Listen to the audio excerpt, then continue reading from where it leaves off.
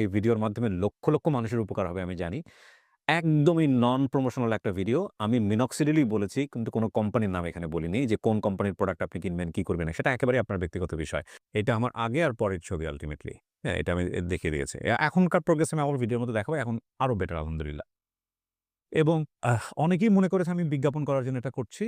So আমি বিজ্ঞাপন করার জন্য করছি না। আমি মেডিসিনের অরিজিনাল নামটাই বলে দিব। বাট বিভিন্ন কোম্পানির আছে এটা। আপনারা চাইলে আপনাদের মতো করে কালেক্ট করে নিবেন। সো আমি মনে হয় যে মিথিলোর এরকম একটা স্টোরি আছে। মিথিলোর স্টোরিতে আমি যাব। ওষুধটার নাম হচ্ছে স্যার মিনক্সিডিল। মিনক্সিডিল।